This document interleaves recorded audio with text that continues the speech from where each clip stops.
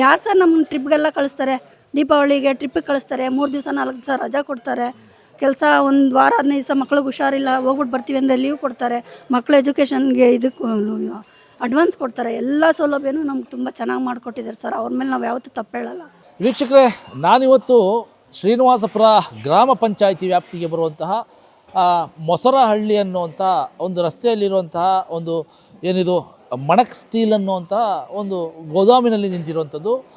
ನಾನು ಹಿಂದೆ ನೋಡ್ತಾ ಇದ್ದೀರಾ, ಈ ಒಂದು ಗೋದಾಮಿನಲ್ಲಿ ಸಾಕಷ್ಟು ಸ್ಟೀಲ್ಗಳಿಗೆ ಸಂಬಂಧಪಡುವಂತಹ ಮನೆಯ ಸಾಮಗ್ರಿಗಳಿರ್ಬೋದು, ಲೋಟ, ತಟ್ಟೆ, ಟಿಫನ್ ಬಾಕ್ಸು ಮತ್ತು ಬೇರೆ ಬೇರೆ ವಿಧಾನದ ಹಲವಾರು ಒಂದು ಸಾಮಗ್ರಿಗಳು ಇಲ್ಲಿ ಗೋದಾಮಿನಲ್ಲಿ ಶೇಖರಣೆ ಆಗಿರುವಂಥದ್ದು. ಈ ಒಂದು ಗೋದಾಮಿನಲ್ಲಿ ಬಹಳಷ್ಟು ಜನ ಕೆಲಸ ಮಾಡ್ತಾಯಿದ್ದಾರೆ. ಅಕ್ಕಪಕ್ಕದ ಗ್ರಾಮಸ್ಥರು ಸೇರಿದಂತೆ ಸಾಕಷ್ಟು ಜನ ಮಹಿಳೆಯರು, ಪುರುಷರು ಎಲ್ಲರೂ ಸಹ ಇಲ್ಲಿ ಕೆಲಸ ಮಾಡ್ತಾ ಇರುವಂಥದ್ದು.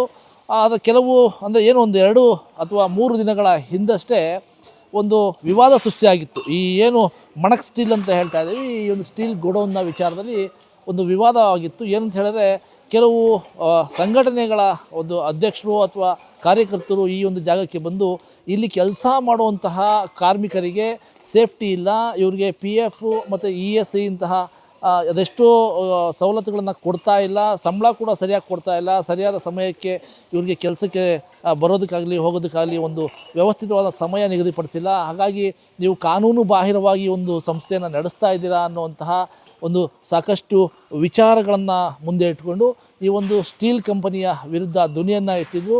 ಆದರೆ ಆ ಒಂದು ವಿಚಾರವನ್ನು ಪರಿಗಣಿಸಿದಂತಹ ಈ ಒಂದು ನಮ್ಮ ಒಂದು ಚಾನಲ್ಲು ಈ ಜಾಗದಲ್ಲಿ ನಿಜವಾಗ್ಲೂ ಆಗಿರೋದಾದರೂ ಏನು ಅನ್ನೋಂಥ ವಿಚಾರವನ್ನು ಮುಂದೆ ಇಟ್ಕೊಂಡು ಪರಿಶೀಲನೆ ಮಾಡೋಕ್ಕೆ ಬಂದಿದ್ದೀವಿ.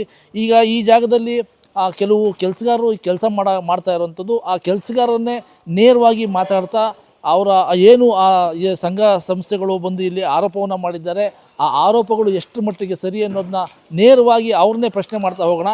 ಅಮ್ಮ, ತಾವು ಇಲ್ಲಿ ಎಷ್ಟು ದಿವಸದಿಂದ ಕೆಲಸ ಮಾಡ್ತಾ ಇದ್ದೀರಾ? ನಾವು 2.5 ವರ್ಷದಿಂದ ಮಾಡ್ತಾಯಿದ್ದೀವಿ ಸರ್. ಇಲ್ಲಿ ನಿಮಗೆ ಏನಾದರೂ ಸಮಸ್ಯೆ ಇದೆಯಮ್ಮ? ಇಲ್ಲ ಸರ್, ಯಾವುದೇ ಥರ ಸಮಸ್ಯೆ ಇಲ್ಲ. PF ಇಟ್ಕೊಂಡು ಹಿಡಿತಾರೆ, ESI ಹಿಡಿತಾರೆ, ಎಲ್ಲ ಥರ ಸೌಲಭ್ಯ ಇಲ್ಲಿದೆ ಸರ್. 2.5 ವರ್ಷದಿಂದ ಮಾಡ್ತಾಯಿದ್ದೀವಿ, ಯಾವುದೇ ಥರ ಸಮಸ್ಯೆ ಇಲ್ಲ ಸರ್. ಅಲ್ಲ, ಈಗ ಕೆಲವೊಂದು 2 ಅಥವಾ 3 ದಿವಸಗಳಿಂದ ಯಾರೋ ಒಬ್ಬರು ಬಂದು ಇಲ್ಲಿ ಹೋರಾಟಗಾರರು ಇಲ್ಲಿ ಸರಿಯಾಗಿ PF ಕೊಡ್ತಾ ಇಲ್ಲ, ಆಮೇಲೆ ಸಂಬಳ ಸರಿಯಾಗಿ ಕೊಡ್ತಾ ಇಲ್ಲ, ಕಡಿಮೆ ಸಂಬಳ ಕೊಡ್ತಾ ಇದ್ದಾರೆ, ಆಮೇಲೆ ಜೊತೆಯಲ್ಲಿ ಸೇಫ್ಟಿ ಇಲ್ಲ, PF ESI ಸಾಕಷ್ಟು ಸಮಸ್ಯೆಗಳಿದೆ ಅಂತ ಒಂದು ಆರೋಪವನ್ನು ಮಾಡಿದ್ದನ್ನ ನಾವು ನೋಡಿದ್ವಿ. ಇದು ನಿಜಾನ ಸುಳ್ಳಮ್ಮ?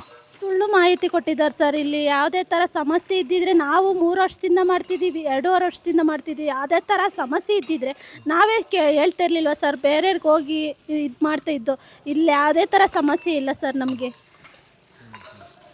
ಸೊ ವೀಕ್ಷಕರೇ, ಇಲ್ಲಿ ಏನು ಕೆಲಸ ಮಾಡ್ತಾ ಇದ್ದಾರೆ ಅವರು ಹೇಳೋ ಪ್ರಕಾರ ಇಲ್ಲಿ ಯಾವುದೇ ರೀತಿಯಾದಂತಹ ಸಮಸ್ಯೆಗಳು ಈ ಒಂದು ಕಂಪನಿಯಿಂದ ನಮಗೆ ಆಗ್ತಾ ಇಲ್ಲ, ಸುಮ್ಮನೆ ಈ ಒಂದು ಕಂಪನಿ ಕೆಟ್ಟ ಹೆಸರು ಬರುವಂಥ ಕೆಲಸ ಮಾಡ್ತಾ ಇದ್ದಾರೆ ಅನ್ನೋವಂತಹ ನಿಟ್ಟಿನಲ್ಲಿ ಅವರು ಮಾತಾಡ್ತಾ ಇರೋವಂಥದ್ದು. ಇನ್ನೂ ಸಾಕಷ್ಟು ಜನ ಕೆಲಸ ಮಾಡ್ತಾ ಇದ್ದಾರೆ, ಅವರು ಸಹ ಏನು ಹೇಳ್ತಾರೆ, ಅವರ ಅಭಿಪ್ರಾಯಗಳು, ಇಲ್ಲಿನ ಸಮಸ್ಯೆಗಳನ್ನು ನಾವು ಪ್ರಶ್ನೆ ಮಾಡಿದಂಥ ಸಂದರ್ಭದಲ್ಲಿ ಅವ್ರು ಏನು ಹೇಳ್ತಾರೆ ಅನ್ನೋ ಅವ್ರನ್ನೂ ಕೇಳ್ತಾ ಹೋಗೋಣ ಬನ್ನಿ.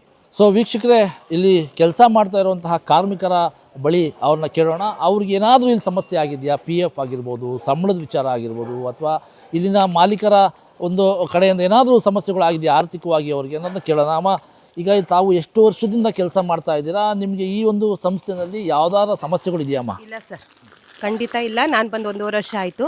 ಈ ಜುಲೈ ಬಂದರೆ 3 ವರ್ಷ ಆಯಿತು ನಮ್ಮ ಕಂಪ್ನಿ ಓಪನ್ ಮಾಡಿ. ನಮ್ಮ ಸರ್ ತುಂಬ ಒಳ್ಳೆಯವರು. ಆಮೇಲೆ ಮಕ್ಳಿಗೆ ಎಜುಕೇಷನ್ಗೆ ಲೋನ್ ಇಲ್ಲ ಅಂದರೂ ಪಾಪ ಲೋನ್ ಕೊಡ್ತಾರೆ. ಎಲ್ಲ ಸೌಲಭ್ಯ ಚೆನ್ನಾಗಿದೆ ಸರ್. 1 ತಿಂಗಳು ಲೀವ್ ಹಾಕ್ಬಿಟ್ಟು ಬಂದು ಕೆಲಸಕ್ಕೆ ಸೇರ್ಕೊತೀನಿ ಅಂದರೂ ಕೆಲಸಕ್ಕೆ ತಗೋತಾರೆ. ಬೇರೆ ಕಂಪ್ನಿಗಳಲ್ಲಿ ಆ ಥರ ಇಲ್ಲ ಸರ್, ಚೆನ್ನಾಗಿದೆ ಎಲ್ಲನೂ.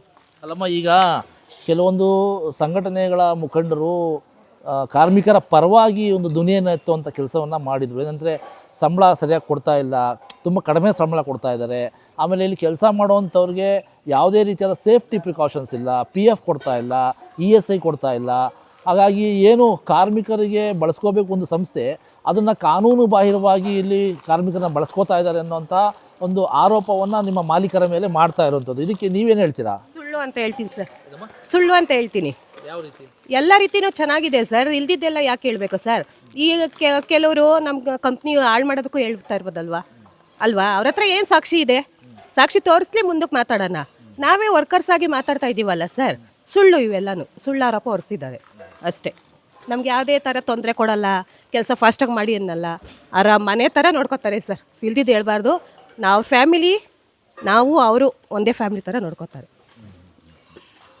ಸೊ ವೀಕ್ಷಕರೇ, ತಾವು ಇಷ್ಟೊತ್ತು ನೋಡಿದ್ರ ಈ ಒಂದು ಜಾಗದಲ್ಲಿ ಕೆಲಸ ಮಾಡುವಂತಹ ಕಾರ್ಮಿಕರು ಸ್ವತಃ ಅವರ ಒಂದು ಮನಸ್ಸಲ್ಲಿ ಇರುವಂತಹ ಒಂದು ವಿಚಾರವನ್ನು ನಮ್ಮ ಒಂದು ಮಾಹಿತಿಯ ಜೊತೆಯಲ್ಲಿ ಹಂಚ್ಕೊಂಡಿದ್ದಾರೆ. ಇಲ್ಲಿ ಏನೆಲ್ಲ ಸವಲತ್ತುಗಳನ್ನು ಈ ಒಂದು ಏನು ಮಣಕ್ ಸ್ಟೀಲ್ ಅಂತ ಹೇಳ್ತೀವಿ, ಈ ಒಂದು ಸ್ಟೀಲ್ನ ಮಾಲೀಕರು ಇಲ್ಲಿನ ಕಾರ್ಮಿಕರಿಗೆ ಏನೆಲ್ಲ ಸವಲತ್ತುಗಳನ್ನು ಕೊಟ್ಟಿದ್ದಾರೆ, ಈ ಹಿಂದೆ ಮಾಡಿದಂತಹ ಆರೋಪಗಳು ಎಷ್ಟರ ಮಟ್ಟಿಗೆ ಸರಿ ಅಥವಾ ತಪ್ಪು ಅನ್ನೋದಕ್ಕೆ ಅವರೇ ಒಂದು ಕ್ಲಾರಿಟಿಯನ್ನು ಕೊಟ್ಟಿದ್ದಾರೆ. ಜೊತೆಯಲ್ಲಿ ಏನು ಈ ಒಂದು ಕಂಪನಿಯ ಮಾಲೀಕರಿದ್ದಾರೆ ಅವ್ರನ್ನೂ ಸಹ ಮಾತಾಡ್ಸೋಣ.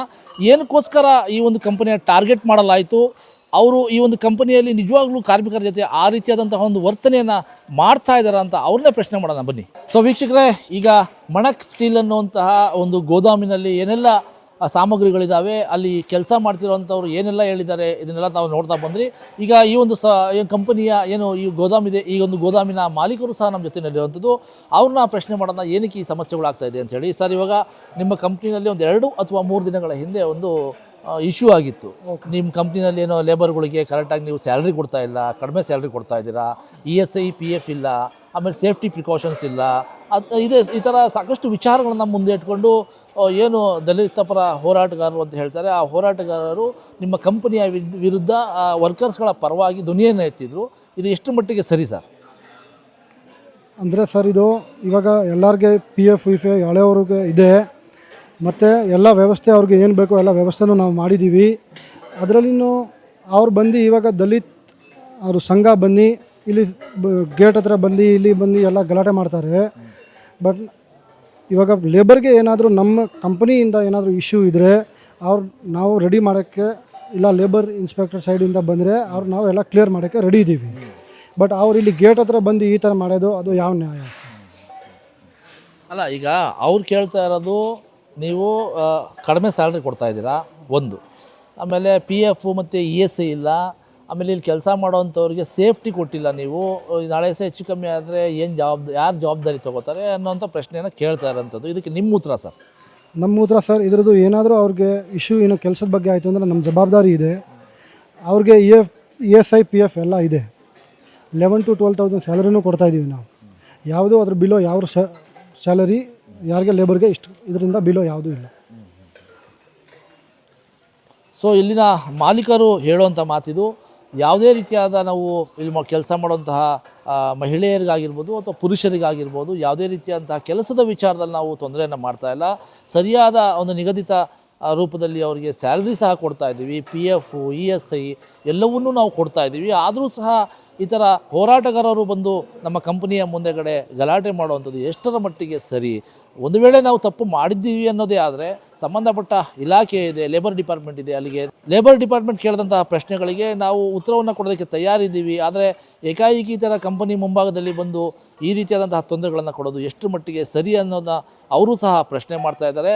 ಮುಂದಿನ ದಿನಗಳಲ್ಲಿ ಈ ವಿಚಾರದಲ್ಲಿ ಏನು ಕಾರ್ಮಿಕ ಇಲಾಖೆ ಇದೆ ಅದು ಮಧ್ಯಪ್ರವೇಶ ಮಾಡಿ ಇಲ್ಲಿ ಆಗಿರುವಂತಹ ಸಮಸ್ಯೆಗೆ ನಿಜವಾಗ್ಲೂ ಒಂದು ಪರಿಹಾರ ಹುಡುಕೋ ಜೊತೆಯಲ್ಲಿ ಆಗಿರುವಂತಹ ಸತ್ಯತೆಯನ್ನು ಸಮಾಜದ ಮುಂದೆ ತರ್ತಾರ, ಕಂಪನಿ ಮೇಲೆ ಏನು ಆರೋಪಗಳಿದೆ ಅದು ನಿಜಾನ ಸುಳ್ಳ ಅನ್ನೋದಕ್ಕೆ ಒಂದು ನಾಂದಿಯನ್ನು ಹಾಡ್ತಾರ ಅನ್ನೋದನ್ನ ಕಾದು ನೋಡೋಣ. ಎದೆಗಾರಿಕೆ ಸುದ್ದಿವಾಹಿನಿಗಾಗಿ ವಸೀಂ ನೆಲಮಂಗಲ.